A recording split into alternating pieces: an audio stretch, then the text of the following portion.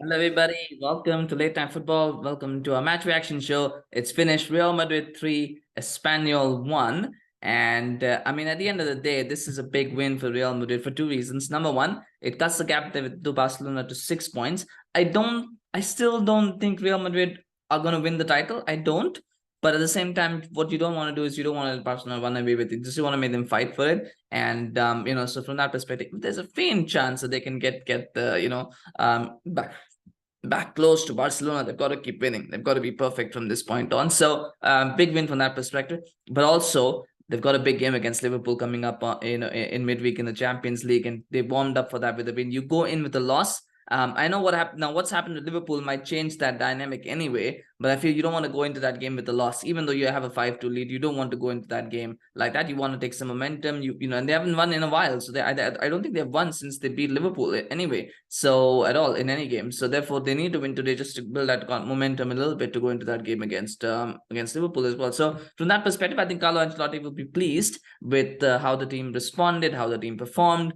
What he won't be pleased about with is that first goal and the fact that they let Espanyol score the first 7 minutes of the game. It does highlight a few deficiencies. I've been talking about Eder and Tchouameni and why he should be starting more. But then you see why he's not starting, because he's very, very rusty. I think he still hasn't recovered the level that he's supposed to be at, before he got that injury. And we'll talk a little bit more about Tchouameni in another segment as well. But the fact is that he was one to get the ball away initially. And then it goes over and goes to Camavinga. Camavinga, for me, misjudges the flight because he's not a left back, right? He can do a job and he's okay as an emergency option, or when you're trying to attack and you're trying to, have more midfielders, more offensive players in the pitch, but he's not really a left back. And I think it shows in some games. And I think it showed here as well. I do believe it showed up a little bit even in the game as Liverpool. Liverpool, Real Madrid were all over, uh, uh, you know, uh, Liverpool all over Real Madrid, and Nacho comes in at left back and he looks so different. So I think Nacho at the moment should be the first choice left back, and I think he probably is, but he was being rested for this game because they're trying to look at the Liverpool game. But that goal, partially his fault, not entirely, but partially his fault. It falls to who was the person? That's my notes here. It falls to Sanchez, and then Sanchez crosses it to Joselu, and Joselu makes a nice finish. It's 1-0, and you start wondering, oh my god, 1-0 down at the Bernabeu. Are they going to go on another one of those, slumpy days? They've had so many of those recently. They still can't seem to catch a break. Is that going to happen? But it doesn't, because Real Madrid, they find the strength, and they find the strength to Vinicius. I think it's a goal out of nothing. I think Espanyol will be disappointed with how they defended. For all three goals, I think they'll be disappointed with their defense. For that first goal, everybody just backs off because they're so scared of Vinicius' pace. So what you don't want to do is, it's okay to back off. What you don't want to do is you don't want to let them, these kind of wingers, it's the same with Anthony, it's the same with Rashford. You don't want to let them cut inside. Let them go down the line, show them down, the channel, so that, because then they've got to put a cross in, or they've got to do something from there. Because what you don't want to do is you don't want to let them cut inside and come inside, especially in the area that Vinicius had found. He just keeps cutting inside and nobody makes. And once he's in the box, you don't want to make a tackle because you're scared of his pace. So you don't want him to get into the box. But that's what the bad defending, and they let him get in the box, and it's just a matter of him getting a good shot away from that point. He's actually stretching for it a little bit. It's actually a very good finish because he's stretching for it a little bit, but he still manages to make a good connection, manages to place it perfectly. It almost needs to be placed perfectly because he doesn't get the proper pace on it. The power on the shot is not there. So it's about placement, and it was a good placed shot. And he gets them back in the game. It's 1-1. And at 1-1, you did feel like Real Madrid could now go on and win the game, because I think Espanyol just became too defensive too early, and they did that. They got that second goal as well. Again, disappointing. It was from a corner. Again, they don't clear it properly. They allow Kroos to get into the box, and he puts that cross. It breaks to Vinicius. And this is why I talk about Tchouameni again. Tchouameni, for me, the defensive part was a bit rusty, but then the offensive part looked pretty good because he makes that overlap for Vinicius. Without that overlap, the goal doesn't happen. So he makes that overlap, and Vinicius, credit to Vinicius, he doesn't try to cut inside. He actually passes it to him, and he does.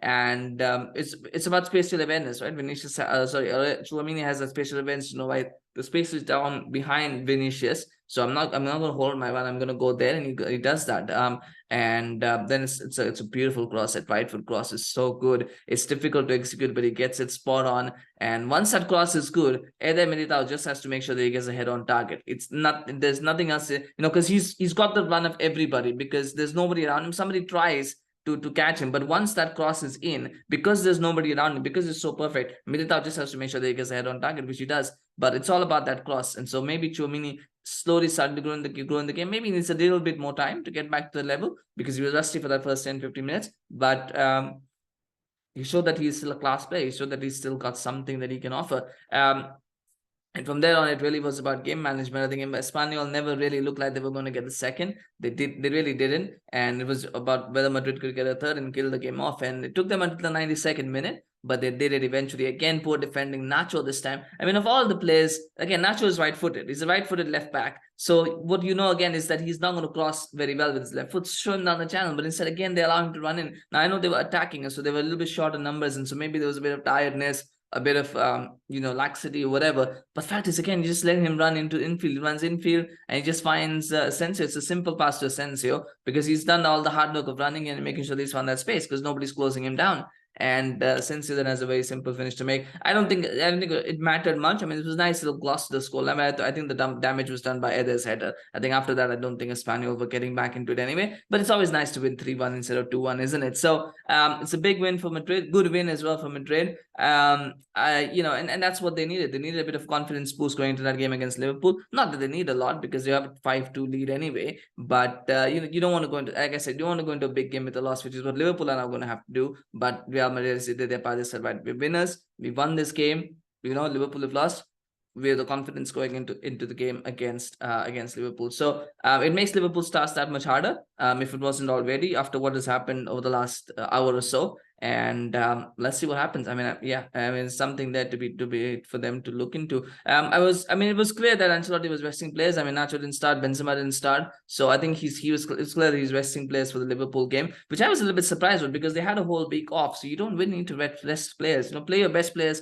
You get the result, and then you start resting players. I just felt that was a little bit risky what Ancelotti did with resting players because they still got a chance at the title. But maybe he feels the same way. Maybe he feels like I've got to look at winning the Champions League now and not worry so much about La Liga. But maybe that's the case. I don't know, because when you play a game every 3 days, it makes sense to rest someone. When you haven't played for a whole week, it's a little bit odd that he just chose to rest players. But nonetheless, let me know your thoughts on the game. Of course, always love to hear your comments. And smash a like if you enjoyed the video. Smash a like if you're a Real Madrid fan and you enjoyed the result. Do smash like for that as well. I would love to hear from you. Do subscribe to our channel on YouTube as well. Please follow us on Twitter, Facebook, Instagram. Love having your support. And excited for the channel. I'm excited to do a lot more. We're going to do a lot more today and tomorrow videos as well about match reaction. So if you subscribe, you get notified as soon as videos drop. Thank you so much for watching. We'll see you again soon. Bye-bye.